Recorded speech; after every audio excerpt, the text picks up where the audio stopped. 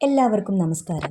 ഇന്ന് തിക്കൊടിയൻ്റെ ചുവന്ന കടൽ എന്ന പുസ്തകം പരിചയപ്പെടാം.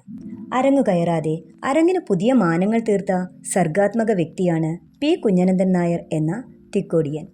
അമേച്വർ നാടകങ്ങളിലൂടെ നാടകവേദിക്ക് പുത്തൻ ഉണർവ് നൽകിയവരിൽ പ്രമുഖ സ്ഥാനം തിക്കൊടിയനുണ്ട്. 1996 പുറത്തിറക്കിയ ചുവന്ന കടൽ എന്ന നോവൽ പബ്ലിഷ് ചെയ്തിരിക്കുന്നത് പൂർണ്ണ പബ്ലിക്കേഷൻസ് ആണ്. 85 രൂപയാണ് ഇതിൻ്റെ വില.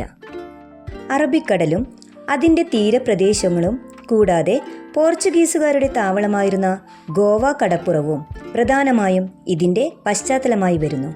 പൈതൽ മരക്കാരുടെയും ദമയന്തി മരക്കാത്തിയുടെയും ഓമനയായ ഒറ്റ മകൻ പൊക്കൻ്റെ ജീവിതം കടലിലെ തിരമാലകളെപ്പോലെ അമ്മാനമാടുന്നതാണ് ഈ കഥയുടെ ഇതിവൃത്തം. പൊക്കനെ കൂടാതെ പാഞ്ചാലി, ഹൈദ്രോസ് എന്നീ കഥാപാത്രങ്ങളും കുഞ്ഞാലി മരക്കാർ, ആലിക്കുട്ടി മാപ്പിള, വൈസ്രോയിമാർ, പേരില്ലാത്ത അന്ധനായ വൃദ്ധൻ എന്നിവരും വായനക്കാരിൽ ആകാംക്ഷ ഉളവാക്കുന്ന തരത്തിൽ ഇതിൻ്റെ കഥാഗതിയെ മാറ്റിമറിക്കുന്നതിൽ പ്രധാന പങ്കു വഹിക്കുന്നുണ്ട്. ദേശസ്നേഹം, പ്രണയം, നാടകീയ മുഹൂർത്തങ്ങൾ എന്നിവയ്ക്കെല്ലാം തുല്യ പ്രാധാന്യം നൽകിക്കൊണ്ടാണ് തിക്കൊടിയൻ ഈ കഥയെ കൊണ്ടുപോകുന്നത്. പോർച്ചുഗീസുകാരുടെ അടിമത്തത്തിൽ ജീവിച്ചിരുന്ന നാടിൻ്റെ അവസ്ഥയും അതിൻ്റെ ഭീകരതയും ഒരു വാങ്മയ ചിത്രത്തിലൂടെ വായനക്കാരൻ്റെ മനസ്സിൽ കോറിയിടാൻ കവിക്ക് കഴിഞ്ഞിട്ടുണ്ട്. 18 വയസ്സുകാരനായ പൊക്കൻ്റെ ഏറ്റവും വലിയ സ്വപ്നമായിരുന്നു പറങ്കികളോട് തുറന്നു യുദ്ധം ചെയ്ത് അവരെ ആ നാട്ടിൽ നിന്നും തുടച്ചു നീക്കുക എന്നത്. ഈ സ്വപ്നത്തിൻ്റെ സാക്ഷാത്കാരത്തിന് ഈ നോവലിൻ്റെ അവസാനത്തിലൂടെ സാധ്യമാകുന്നുണ്ടെങ്കിലും അവന് അതിനായി തൻ്റെ വിലപ്പെട്ടതെല്ലാം ഉപേക്ഷിക്കേണ്ടി വരികയും നഷ്ടപ്പെടുത്തേണ്ടി വരികയും ചെയ്യുന്നുണ്ട്.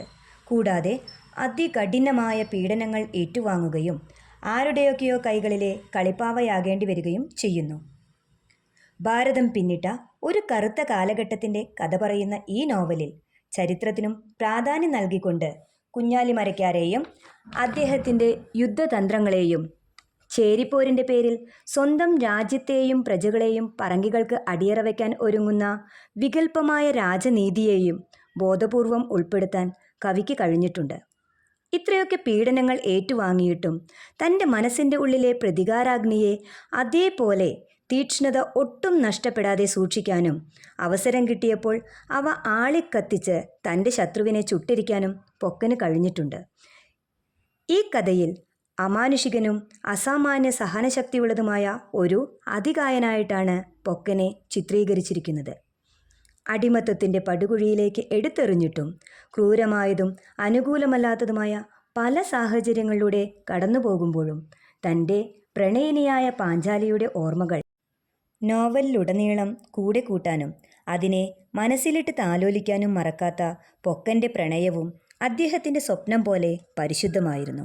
പാഞ്ചാലിയുടെ മരണത്തിലൂടെ അവസാനിക്കുന്ന ഈ നോവലിലെ ഇതിവൃത്തം ആകെ കൂടി നോക്കുമ്പോൾ ഒരു ദുരന്തമാണ് എന്ന് തോന്നുമെങ്കിലും പറങ്കികളുമായി ഏറ്റുമുട്ടുക എന്ന സ്വപ്ന സാക്ഷാത്കാരത്തിലൂടെ വായനക്കാരിലേക്ക് സമാധാനത്തിൻ്റെ വെൺകൊടി പാറിക്കാൻ ഈ നോവലിന് കഴിഞ്ഞിട്ടുണ്ട്.